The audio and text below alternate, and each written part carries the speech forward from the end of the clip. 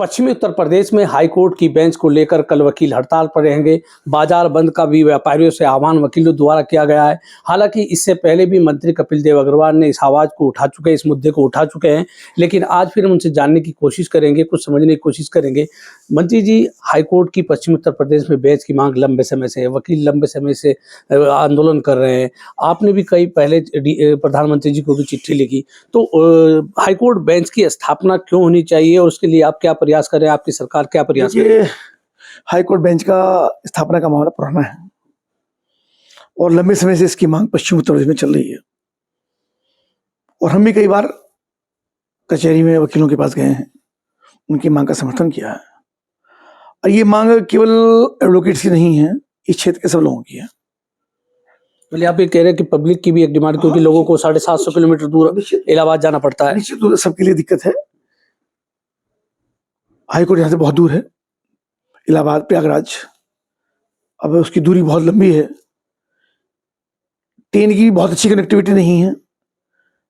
नौचंदी यहाँ से चलती है, मेरठ से हो जाती है, और संगम चलती है, वो जाती है, पर वो ट्रेन की गति बहुत धीमी है।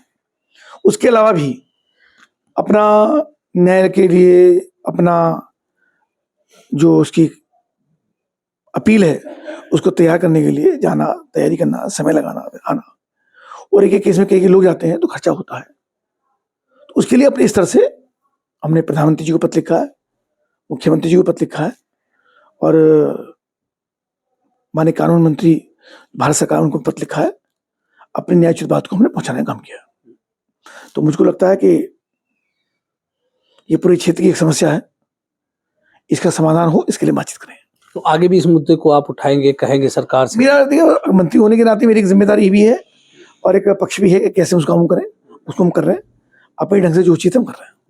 क्या अपील करना चाहेंगे वकीलों से? कल वकील मतलब आंदोलन करेंगे। अपने एडवोकेट जो कर रहे हैं, तो बाजार बंद का तो ज्यादा उन्होंने किया है, और उन्होंने ये भी कहा कि व्यापारी संगठनों ने समर्थन किया, तो अगर सब लोग समर्थन करते तो अब उनका अपना निर्णय है। पर मुझको लगता है ये विषय सारा सरकार के संज्ञान में है, और जैसा भी निर्णय ऊपर का होगा हम सब उसके साथ हैं। सुख तीर्थ को लेकर भी आपने आज एक डीएम को चिट्ठी लिखी है कि वहाँ की परिक्रमा का जो रास्ता 12 किलोमीटर का लंबा रास्ता खराब है, उसको बनाने के लिए भी आपने मांग की है। तो सुख तीर्थ को पर्यटन स्थल घोषित किया गया है, तो उस पर क्या है? सुख तीर्थ का बहुत प्राचीन तीर्थ है, 5000 वर्षों से अधिक पुराना है। वो वट वृक्ष आज भी वहाँ पर है, तो उसके परिक्रमा मार्ग है, बहुत पुराना, जीर्ण अवस्था में है। और आदरणीय मुख्यमंत्री जी से निरंतर मांग के बाद उन्होंने सुख तीर्थ विकास परिषद की घोषणा भी की है। तो उस क्रम में ही ये पत्र मैंने डीएम को लिखा, वो अपने पर्यटन विभाग को उसका एस्टिमेट बनाकर भेजे, वहाँ से धन की व्यवस्था हम करवाएंगे कि ताकि वो परिक्रमा मार्ग बने। और जो यात्री पैदल वहाँ पर नंगे पैर भी यात्रा करते हैं, जब हनुमान यात्रा होती है, सुखदेव जी की कार्यक्रम होता है और बहुत सारी कथाएं होती हैं, तो बहुत सारे लोग, देश भर के लोग वहाँ पर आते हैं और वो आकर के परिक्रमा करते हैं, नंगे पैर भी करते हैं, तो उनको वाकई मुश्किल होती है। तो मार्ग बने, इसके लिए हमारा पूरा प्रयास है।